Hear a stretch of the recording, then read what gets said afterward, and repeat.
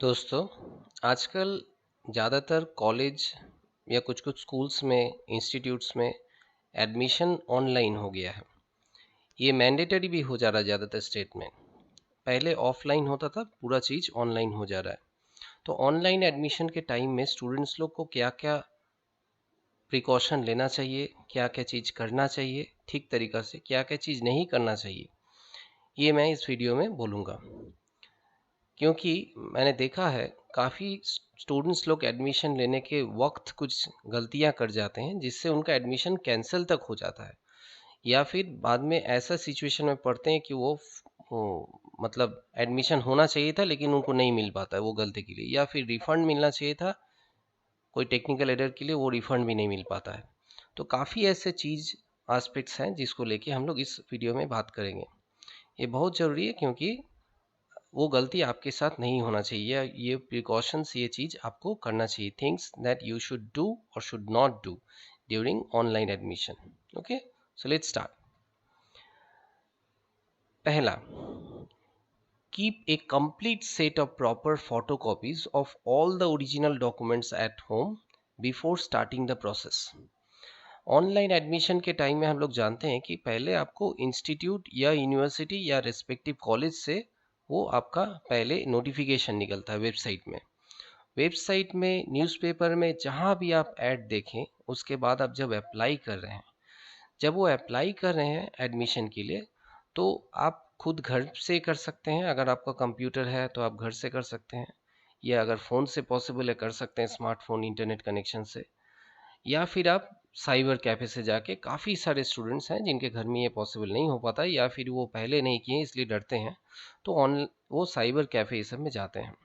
ये सब करने के पहले जो भी आप कीजिए, घर में कीजिए, बाहर कीजिए, पहले जो चीज़ कीजिए, आपका सारा जो ओरिजिनल डॉक्यूमेंट्स है, जो जो आपका काम में लग रहा है, अभी तक आपने खुद अर्न किया है, मतलब खुद उसको अर्जन किया है आपने आपने पढ़ाई करके, एग्ज़ाम देके, जो सर्टिफिकेट्स, मार्कशीट, सब चीज़ जो आपको मिला अभी तक, वो आप admit card, everything, keep a xerox और photocopy of all the documents. अच्छा ज़ेरॉक्स होना चाहिए, वो एकदम काला काला ज़ेरॉक्स आता है उसको रख दिए, ऐसा मत कीजिएगा।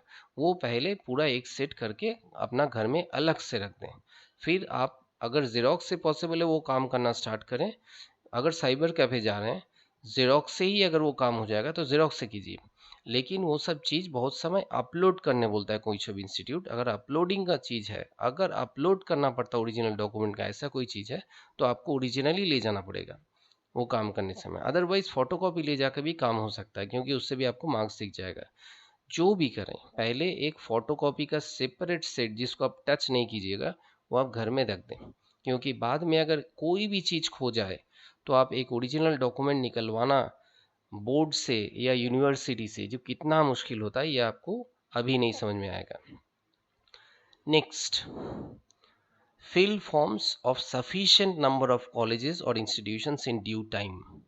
इसका क्या मतलब है? ऑनलाइन एडमिशन जब स्टार्ट होता है, बहुत कोई सोचते हैं कि अच्छा मेरा तो 85% आ गया, मेरा तो ठीक है 80% आ गया।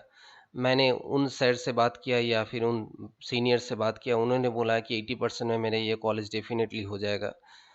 नहीं, अगर आपको लगता है आप बाउंड्री केस में हैं, कोई भी बोल रहा हो, आप 1-2 कॉलेज कम से कम एक्स्ट्रा अप्लाई करके रख दें। क्योंकि किसी के लिए भी ये बोलना पॉसिबल नहीं है, जब तक नहीं एप्लीकेशन प्रोसेस कंप्लीट होता है और मेरिट लिस्ट निकलता है। वो पूरा चीज़ ही सॉफ्टवेयर से होता है, और उसको अगर आपको देखा जाए, वो पिछले साल में 80% में शायद स्टूडेंट का हो गया था उस कॉलेज में, उस डिपार्टमेंट में। लेकिन अगले साल ज़्यादा नंबर ओवरऑल उठा, या फिर कोई भी सिचुएशन चेंज हुआ है, तो अगले साल इतना ज़्यादा एप्लीकेंट्स हैं कि देखा गया कि अगले साल में आपका 80% में वहाँ एडमिशन में आपका लिस्ट में नाम नहीं आया। तब एक ऐसा पोजीशन हो जाता है, मैंने बहुत स्टूडेंट्स को देखा है कि पहले वो सोचते हैं वो मेरा हो जाएगा, मैं तो अपना ही शहर में पढ़ूंगा, 1-2 कॉलेज में अप्लाई किया, बाहर नहीं किया, उसका आया ही नाम नहीं। जब नाम नहीं आता है तब बहुत टेंशन राइज कर जाता है अपना और अपने घर वालों का। तो अगर ऐसा सिचुएशन हो, सबसे ज़्यादा प्रॉब्लम क्या है, जब से ऑनलाइन सिस्टम चालू हो गया, खास करके ऑफलाइन में भी ये था, आप ड्यू टाइम तब तक पूरे सब कॉलेज में जा चुका होता है कि आप बाद में फिर से अप्लाई करेंगे कुछ कॉलेज में, इसका कोई स्कोप ही नहीं बचता है ज़्यादातर कॉलेज में। अगर सीट लास्ट में all list, third list, fourth list ये सब होने के बाद अगर सीट बचता है और उसके बाद अगर वो कॉलेज या इंस्टीट्यूट फ्रेश अप्लाई करने का स्कोप देता है तो ही आप अप्लाई कर पाएंगे। अदरवाइज ज़्यादातर ऐसा देखा जाता है जिन्होंने ओरिजिनल एप्लीकेशन नहीं किया इन ड्यू टाइम, बाद में उनका कोई स्कोप ही नहीं रहता है अप्लाई करने का। तो अगर आप पहले अप्लाई करते हैं, पहले बार जो अप्लाई किए हैं, बाद में उसका फिफ्थ सिक्स्थ लिस्ट जो भी उसका एक चांस बचता है। लेकिन अगर किसी का नहीं पहले अप्लाई किया हो तो बाद में वो देख देख के जस्ट ईयर लॉस करने के सिवा उसके पास कोई ऑप्शन नहीं बचता है। मैंने देखा है ऐसा स्टूडेंट हर साल, जिन लोग ओवर कॉन्फिडेंट होके बस एक ही कॉलेज में अप्लाई करते हैं या फिर एक दो कॉलेज में अप्लाई, अरे मेरा वो तो सीनियर है करवा देगा, मेरा तो वो तो फलाना है जो उस कॉलेज में प्रोफेसर है वो करवा देंगे। नहीं, डोंट डू दिस थिंग्स। पहला बात है, मैं एक रिक्वेस्ट करता हूँ, अगर पेरेंट्स लोग भी सुन रहे हैं, अगर बच्चे लोग भी सुन रहे हैं, कभी दूसरा कोई रास्ता से एडमिशन मत करवाइएगा प्लीज़, क्योंकि एडमिशन उसी को वहीं होना चाहिए जहां उसका अपना मार्क्स से आता है। अगर आप कुछ गलत रास्ता अपनाते हैं तो वो गलत रास्ता एक अच्छे बच्चे का पोजीशन छीन लेता है, पहला बात। दूसरा बात, कोई गलत रूट से, कोई गलत रास्ता से अगर कोई काम किया जाए तो उसका फ्यूचर इम्प्लीकेशन, अगर आप कर्म फल बोलें कुछ भी बोलें, उसका फ्यूचर इम्प्लीकेशन कभी आपको मिलेगा। तो ये मत कीजिए, एकदम मत कीजिए। सिस्टम में करप्शन को इनकरेज मत कीजिए। ऐसा होता ही नहीं है मैक्सिमम कॉलेज में, क्योंकि ऑनलाइन सिस्टम हो गया है, जब से ट्रांसपेरेंट हो गया है पूरा चीज़। अगर कहूँ स्कोप भी रहे मत कीजिए। इससे अच्छा है कि ज़्यादातर कॉलेज में अप्लाई कर लीजिए जो आपके शहर के आसपास है, जहाँ जहाँ पॉसिबल है, आपके मार्क्स के थोड़ा नीचे तक आने का पॉसिबिलिटी है, उस कॉलेज तक अप्लाई कीजिए। 2-3 कॉलेज में फॉर्म का ज़्यादा पैसा चल जाएगा, बात सही है। कहूँ 50 रुपीज़, कहूँ 200, कहूँ 300, कहूँ 500 तक चल जाए, लेकिन ये फ्यूचर के लिए बहुत इंपॉर्टेंट है। अदरवाइज ऐसा मैंने स्टूडेंट देखा है कि वो अप्लाई नहीं किया पहले, बाद में उसका नाम नहीं आया है, इसलिए उसको बाद में डिस्टेंस कोर्स में ईयर लॉस बचाने के लिए डिस्टेंस कोर्स में भर्ती होना पड़ा, क्योंकि वो बोला सर मेरा तो नाम नहीं आया, मैंने दूसरा कोई कॉलेज में अप्लाई नहीं किया। तो उसको फिर डिस्टेंस कोर्स में भर्ती होना पड़ा, जबकि उसका आराम से अगर अप्लाई करता दूसरा तीसरा कॉलेज में आ जाता। So fill forms in of sufficient number of institutions in due time। जो टाइम उन लोग कॉलेज या यूनिवर्सिटीज़ लोग अलग अलग अपना कॉलेज वेबसाइट में बोल रहे हैं, उसके अंदर आप पूरा प्रोसेस कंप्लीट कीजिए। Clear? Next, precautions during marks uploading, once submitted cannot be reversed। Please be careful, अच्छे तरीके से सुनिए। मार्क्स जब आप अपलोड करते हैं, हर एक कॉलेज का या इंस्टीट्यूट का, जब आप अप्लाई करने जा रहे हैं तो आपको एक लॉगिन आईडी पासवर्ड क्रिएट करना होगा। जैसे आप लोग आज जिन लोग स्मार्टफोन यूज़ करते हैं सबको ये सब सीख गए हैं। एक लॉगिन आईडी पासवर्ड देके आपका एक प्रोफाइल क्रिएटेड होगा। ये प्रोफाइल में आपको मार्क्स अपलोड करना होगा। बेस्ट ऑफ 4 कहूँ, बेस्ट ऑफ 5, अलग अलग सिस्टम, अलग अलग बोर्ड की अलग अलग, कॉलेज का अलग अलग सिस्टम है। लेकिन आप जब अपलोड करते हैं उनका इंस्ट्रक्शन ठीक से पढ़िए, पहले पूरा इंस्ट्रक्शन ठीक से पढ़िए। जो इंस्टीट्यूट, जो यूनिवर्सिटी अलग अलग नियम किया है, जो इंस्टीट्यूट या कॉलेज में आप कर रहे हैं उनका जो रूल है वो रूल को ठीक से पढ़िए। वो बेस्ट ऑफ 4 बोल रहे हैं, बेस्ट ऑफ 5 बोल रहे हैं, क्या बोल रहे हैं? वो क्या ऐसा बोल रहे हैं कि जिसमें ऑनर्स अप्लाई करना है उसका मार्क्स ऐड करने के बाद अपलोड करना है, या फिर वो ऐसा बोल रहे हैं कि इंग्लिश का मार्क्स ऐड करने के बाद अप्लाई करना है? ठीक से पहले उसका इंस्ट्रक्शन पढ़िए। उसके बाद आप जब अपलोड कर रहे हैं, कैलकुलेटर या फ़ोन का कैलकुलेटर खोलिए, ठीक से ऐड कीजिए उसको, जिस जिस मार्क्स से उसको ठीक से अपलोड कीजिए। यहाँ हम लोग डॉक्यूमेंट वेरिफिकेशन में बहुत समय देखते हैं, स्टूडेंट लोग एडमिशन होने, जब डॉक्यूमेंट वेरिफिकेशन का रास्ता आता है तब टाइम आता है, उन लोग देखते हैं अपलोडिंग किए थे, मान लीजिए उसका नंबर था 93, अपलोड कर दिया उसको 53, 63 या फिर 3773 हो गया। ऐसा अगर सिचुएशन हो जाए ना तो आपका पूरा मेरिट लिस्ट ही उल्टा हो जाता है, क्योंकि आप उसका बेसिस में आप मेरिट लिस्ट में आ गए या फिर मेरिट लिस्ट से आप निकल गए।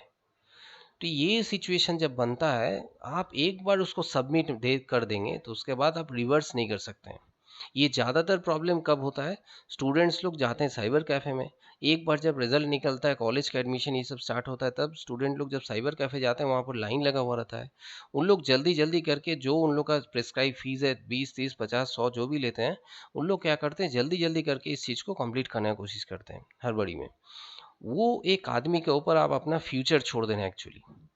तो मैं रिक्वेस्ट करूँगा कोशिश करें अपना घर से करने का, या फिर बहुत जानकार किसी सीनियर को या किसी को पकड़ के घर में करवाने का, या फिर अगर साइबर कैफ़े भी जा रहे हैं तो थोड़ा फाका टाइम में जाइए, और उसको थोड़ा ठीक से करता है ऐसा आदमी के पास चाहिए जो इस काम को किया है, थोड़ा सीरियस है, काम को थोड़ा ठीक तरीके से करता है।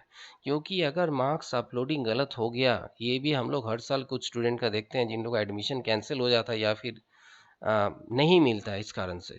वो एक बार जब मार्क्स, आप तो अंडरटेकिंग दे रहे हैं, वहाँ पर रिटन रहता है वेबसाइट में कि जो मैं दे रहा हूँ ये मेरे these are correct to the best of my knowledge and belief, ये जो आप अंडरटेकिंग वहाँ देते हैं उसमें लिखा हुआ रहता है, मतलब आप जो भी दे रहे हैं वो करेक्ट देनी आपका रिस्पॉन्सिबिलिटी है। बाद में आप जाके कॉलेज में बोलिएगा सर ये मेरा गलती अपलोड हो गया, कोई कुछ नहीं कर पाएगा।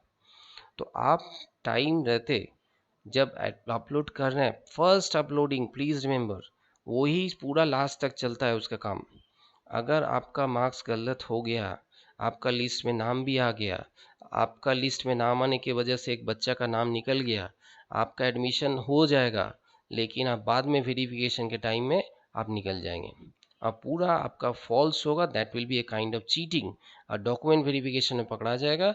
ये अगर आप कोई हिसाब से कंसील करने या मैनिपुलेट करने की कोशिश करें तो फ्यूचर में बहुत ज़्यादा कॉम्प्लिकेशन आता है, कभी सोचिए कभी मत, क्योंकि कभी गवर्नमेंट सर्विस लग भी गया तो पुलिस वेरिफिकेशन में निकल जाएगा तो ये पूरा आपका लाइफ पर बर्बाद हो जाएगा, चीटिंग केस में पड़ जाएगा, कभी मत कीजिएगा। So while uploading the marks be careful, very careful, गलत नहीं होना चाहिए, वहाँ पर ठीक से ठीक जगह से आप करवाइए। क्लियर? मेक पेमेंट, ये पेमेंट रिलेटेड देखिए, make payment during the dates या डेट रेंज जो भी बोलिए mention by the respective institution. जब आप पेमेंट करने का जो आप मान लीजिए, पहले क्या प्रोसेस होता है, एक डेट निकलता है, उसमें फॉर्म निकलता है, फॉर्म फिल करना पड़ता है, उसमें आप अपलोडिंग ये सब कर दिए। इसके बाद उन लोग मेरिट लिस्ट निकालते हैं, पूरा मेरिट लिस्ट, मतलब एक बहुत सारा कॉलेज क्या करते हैं, एक डिपार्टमेंट में मान लीजिए सीट है 50 सीट्स है ऑनर्स का, आप अप्लाई किए वहाँ पर, तो 400 500 कैंडिडेट्स अप्लाई किए मान लीजिए, तो 400 500 कैंडिडेट का पूरा एक लिस्ट उन लोग निकाल देते हैं जनरली। उसमें क्या होता है, आपको पता लग जाएगा कि पूरा लिस्ट में मेरा पोजीशन क्या है। मेरा पोजीशन है मान लीजिए 70 फॉर एग्जांपल, तो पहला लिस्ट में 50 स्टूडेंट्स आएंगे, considering caste and everything, reservations and everything, पहला लिस्ट में 50 स्टूडेंट्स आएंगे। उसके बाद शायद सेकेंड लिस्ट या थर्ड लिस्ट में आपका नाम आ जाए, तो अगर वो सब कैंडिडेट एडमिशन नहीं लेते हैं कुछ, तो फिर सेकेंड या थर्ड लिस्ट में आपका नाम लाया जाएगा। तो वो जो नाम जब भी आएगा, फर्स्ट लिस्ट हो, सेकेंड लिस्ट हो, थर्ड लिस्ट हो, वो सब वेबसाइट में निकलेगा। टाइम टू टाइम वो वेबसाइट का डेट देखिए, उसको लिख के रखिए, एक डायरी में नोट करके रखिए ताकि आप भूल नहीं जाएं। एक कॉमन डायरी छोटा सा बनाइए, उसमें जो जो कॉलेज में अप्लाई कर रहे हैं या जो जो इंस्टीट्यूट्स में अप्लाई कर रहे हैं उसका डेट्स लिख के रखिए कि हमको इस डेट में ये यूनिवर्सिटी, ये कॉलेज का वेबसाइट देखना है, चेक करना है, लॉगिन करके चेक करना है। अगर आपका हो जाता है तो पेमेंट करने का लिंक एक्टिवेटेड हो जाता है, अगर ऑनलाइन पेमेंट का स्कीम है तो उस कॉलेज का, तो वो पेमेंट जब करने का लिंक एक्टिवेटेड हो जाएगा, तो वो ऑनलाइन पेमेंट आपको अगर करना है तो डेबिट कार्ड, क्रेडिट कार्ड या फिर जैसा भी वो एनईएफटी जो भी सिस्टम उन लोगों का है, वो सिस्टम से आप पेमेंट कीजिए, लेकिन that must be within the date range और range of period mention in that respective website. आप ऐसा मत सोचिए, कभी कभी होता है कि अरे मेरा तो वो कॉलेज में नाम शायद आ ही जाएगा, उसका एक दिन बाद लिस्ट निकलेगा, ये कॉलेज में पेमेंट का डेट आज ही कंप्लीट हो रहा है जहाँ पर मेरा नाम आ चुका है, लेकिन मैं उसमें पढ़ना चाहता हूँ, वो एक दिन बाद उसका लिस्ट निकलेगा, एक काम करता हूँ एक दिन वेट कर जाता हूँ, उसमें नाम आ जाएगा तो अच्छा उसी में लूँगा, अगर नहीं आया तो इसमें जाके प्रिंसिपल को रिक्वेस्ट करूँगा, हाथ पैर जोड़ूंगा, सर रिक्वेस्ट करता हूँ मुझे पेमेंट कर लेने दीजिए। नहीं, that can not be done, please remember, I repeat, that can not be done. अगर आप डेट के अंदर पेमेंट करते हैं तो ही आपका एडमिशन हुआ इस कॉलेज में, अदरवाइज आपके नाम मेरिट लिस्ट में फर्स्ट लिस्ट या सेकंड लिस्ट में आने के बावजूद भी आप इस कॉलेज में अगर पेमेंट नहीं करते हैं और वो डेट पार हो जाता है, बाद में आपका सीट वो वैकेंट पकड़ा जाएगा, मतलब नॉट एडमिटेड पकड़ा जाएगा, उसमें नेक्स्ट लिस्ट का कैंडिडेट का नाम आ जाएगा. That will never be reversed if the administration is transparent. वो ज़्यादातर कॉलेज में ही अभी है. तो आप बाद में करेंगे उस कॉलेज का लिस्ट देख के, फिर आके यहाँ पर एक कहानी बनाएंगे. कुछ कुछ जेन्युइन केसेस भी रहता है, लेकिन ज़्यादातर कहानी रहता है. हम लोग ये हर साल फेस करते हैं. काफ़ी स्टूडेंट्स पेरेंट्स आके बोलना स्टार्ट करते हैं, सर मेरे घर में ये पॉसिबल दिक्कत था, मेरा वहाँ इंटरनेट नहीं काम कर रहा था. ये भाई एक सिस्टम जब आता है ऑनलाइन, उसका कुछ प्लस भी है कुछ माइनस भी है. ये आप माइनस उसका समझ लीजिए, लेकिन आपको ये डेट का अंदर पेमेंट खुद करना है, या फिर वो पेमेंट लॉगिन आईडी पासवर्ड दे दीजिए, कोई दूसरा शहर से भी आपका नाम से करवा दे, कोई दिक्कत नहीं है. लेकिन आप पेमेंट कीजिए. ऑनलाइन पेमेंट का ये सुविधा भी है कि आपको आपका घर से खुद पेमेंट करना है, ऐसा बात नहीं है. आप दूसरा किसी का घर में कोई मिसहैप हो गया, उसके आप नहीं कर पा रहे हैं, वेरी गुड, नो प्रॉब्लम. तो आप उसको दूसरा किसी को आईडी पासवर्ड दे दीजिए, वो ऑनलाइन पेमेंट कर दे. कुछ कुछ कॉलेज का ऑफलाइन पेमेंट का भी ऑप्शन रहता है. मेरिट लिस्ट में नाम आया, मेरा नाम आया फर्स्ट लिस्ट में, मुझे एडमिशन लेना है, पेमेंट 2 दिन के अंदर करना है. तो ये पेमेंट फलाना बैंक में जाके, आईडीबीआई में जाके, या फिर स्टेट बैंक ऑफ इंडिया, या फिर कोई भी बैंक में जाके, जिन लोग के साथ वो कॉलेज का टाई अप है, वहाँ पर जाके आपको पेमेंट करना है. तो आप वहाँ पर जाके जब पेमेंट करेंगे, उसका चालान लाके आपको अपलोड करना है, या फिर उसका नंबर अपलोड करना है, ऐसा कुछ रहता है. तो आप अगर ऑफलाइन पेमेंट ऑप्शन रहे तो भी उस डेट के अंदर जाइए और उसको अपलोडिंग प्रोसेस कंप्लीट कीजिए. नेवर थिंक कि मैं बाद में मैनेज कर लूँगा. Clear? Precautions while making online payment, especially through cyber cafe, otherwise in refund situations may lose the money.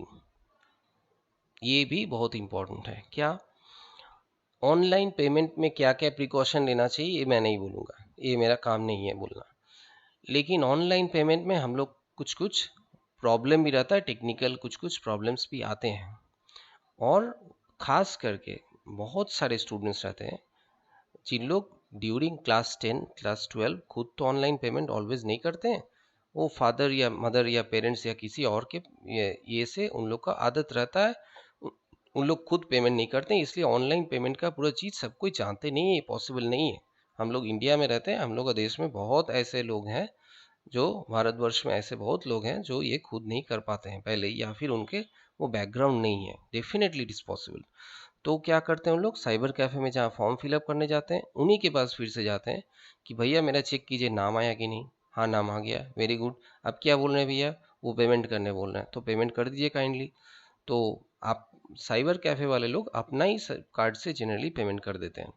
वो जब पेमेंट करते हैं वो आपसे वो पैसा ले लेंगे. इसका मुश्किल क्या है समझ लीजिए. अगर आपका पेमेंट फेलियर हुआ, जो कि होता ही है कुछ ना कुछ केसेस में, वो अगर पेमेंट फेलियर हुआ, साइबर कैफ़े प्रॉब्लम हो, सॉरी इंटरनेट प्रॉब्लम हो, या फिर सर्वर प्रॉब्लम हो, तो आपका वो पेमेंट बाद में बैंक या इंस्टीट्यूट रिफंड करता है. अगर बैंकिंग एंड से ही प्रॉब्लम आया, ऑनलाइन पेमेंट में 2 फेज़ होता है जहाँ तक मैं समझता हूँ या सुना हूँ. एक, जब आप पेमेंट करें वो बैंक के साइड में पहले जाता है, फिर बैंक वो कॉलेज का अकाउंट में ट्रांसफ़र करता है. ये जो 2 स्टेप है, पहला स्टेप में अगर फेलियर हुआ तो बैंक ऑटोमेटिकली रिफंड कर देता है. लेकिन अगर सेकेंड स्टेप में फेलियर हुआ, बैंक जब कॉलेज के अकाउंट में ट्रांसफ़र कर रहा है, तो फिर ऐसा होता है, वो बाद में अगर रिफ्लेक्टेड हो जाए तो कॉलेज अपना पेपर्स चेक करके बाद में वो स्टूडेंट का अकाउंट में बैक कराता है. कोई भी सिचुएशन हो, नियम है सोर्स अकाउंट में बैक करेगा, जिस अकाउंट से पेमेंट हुआ था.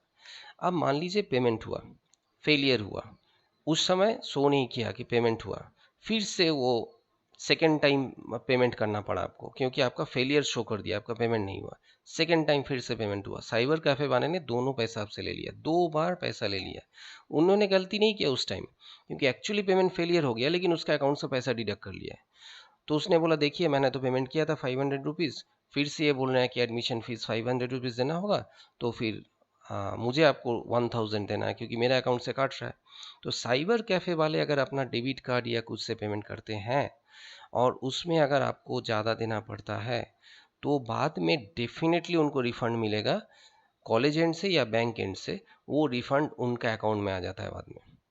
अगर उनके अकाउंट में आ गया 99.99% केस में वो आपको बताएंगे, इसका कोई स्कोप भी नहीं बचता है, क्योंकि आप एक साइबर कैफे में गए हैं, किस अकाउंट से पेमेंट रिफंड है वो उनको भी नहीं पता लगेगा। बैंक और अगर पैसा आता है तो कौन मना करता है, तो फिर आप बाद में रिफंड नहीं पाएंगे, आपका पॉकेट से पैसा चल गया।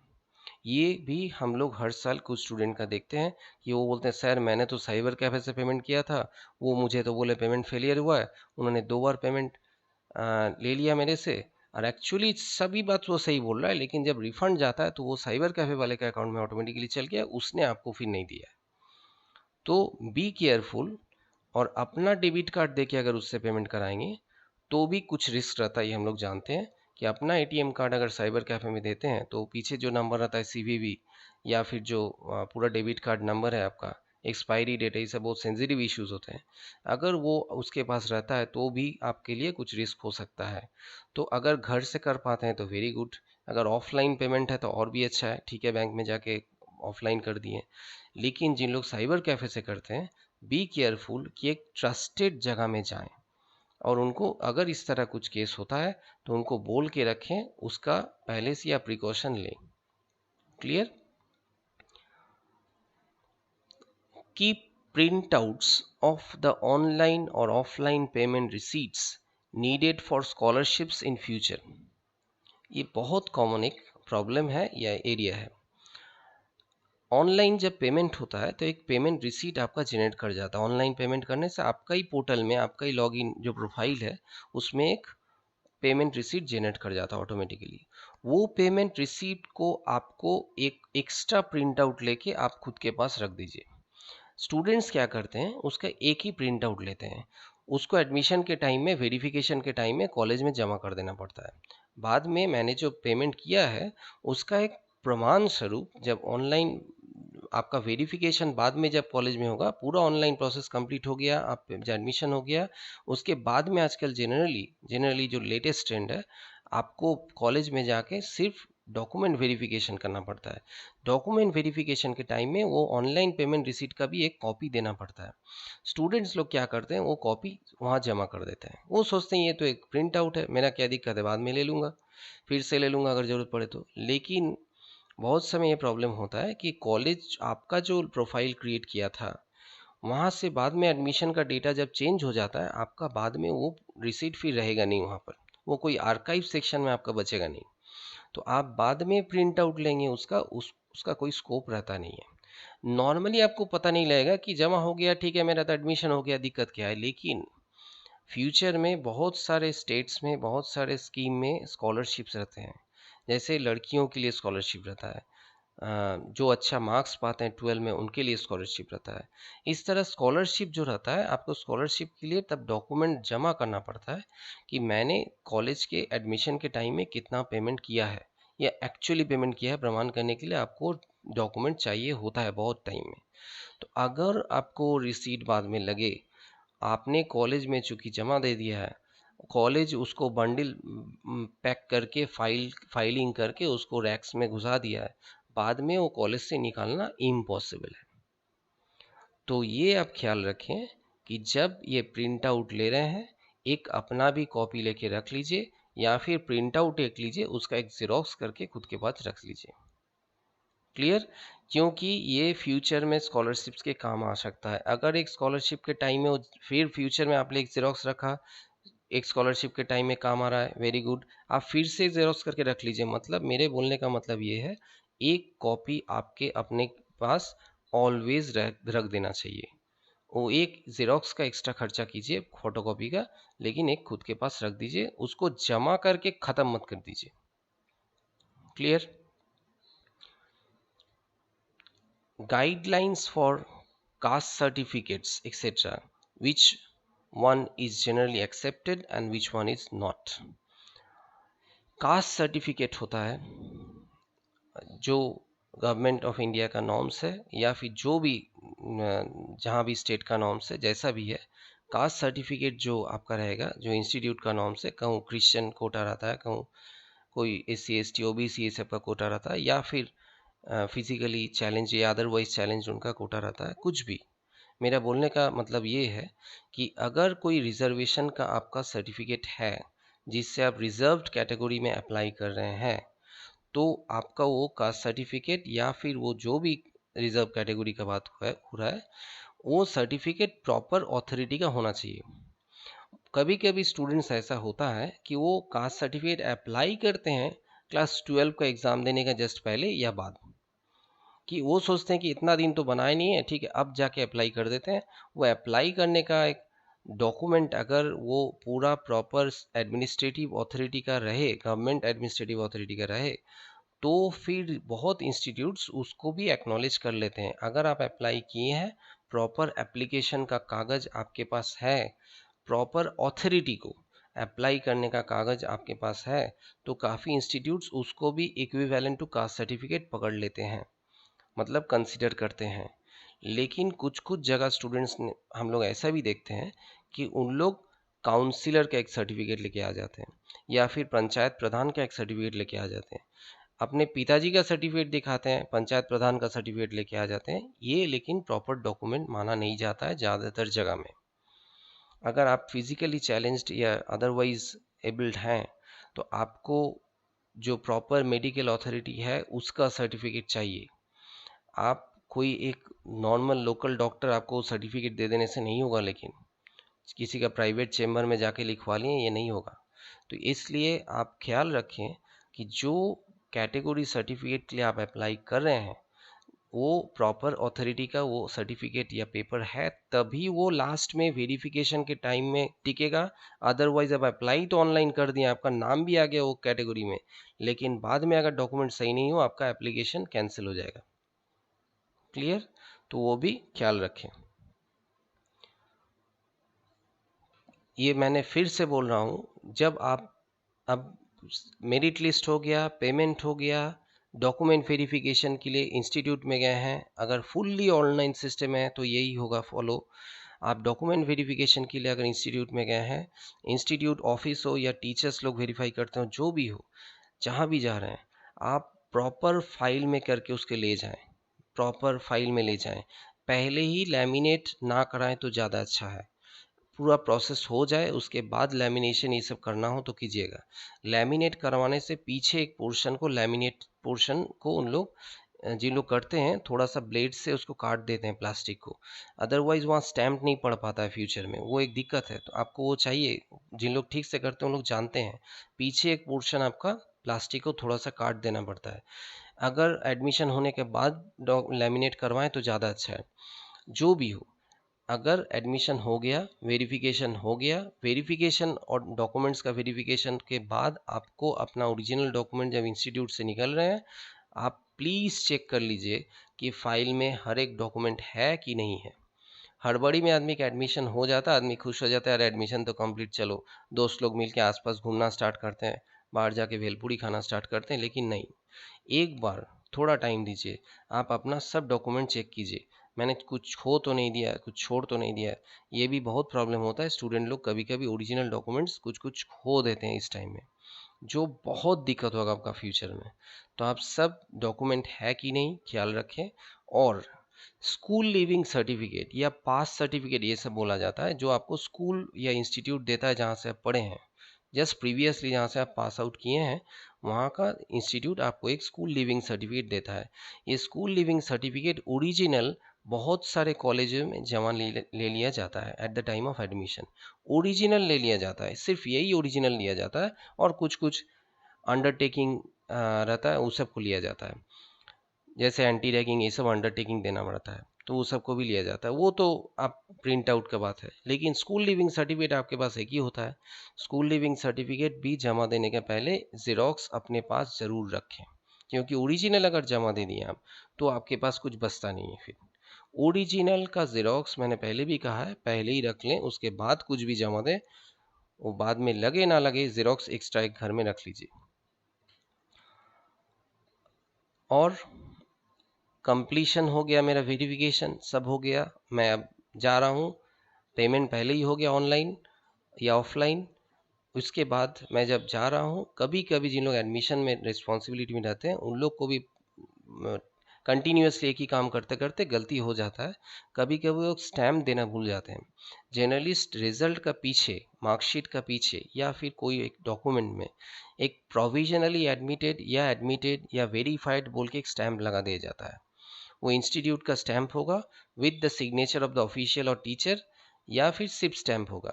अगर ये स्टैम्प आपको बाकी लोग को देना है लेकिन आपका देने भूल गया है, ये आप भी ख्याल रखें, क्योंकि वो तो अपना सेट ले लिए जेरोक्स का या फोटोकॉपी का एक सेट ले लिए, लेकिन आपके पास प्रमाण रहा, वो स्टैम्प ही आपके पास प्रमाण रहा कि आपको एडमिशन हो गया या वेरिफिकेशन ऑफ डॉक्यूमेंट्स हो गया।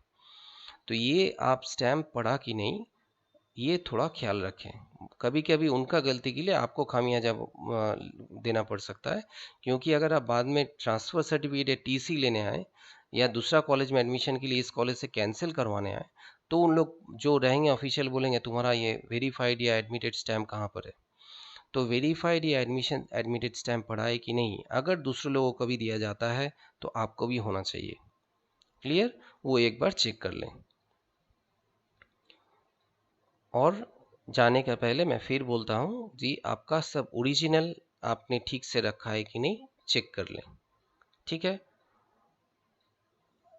होप कि आपको कुछ गाइडलाइन दे पाए हूँ regarding online admission, some precautions that you should take.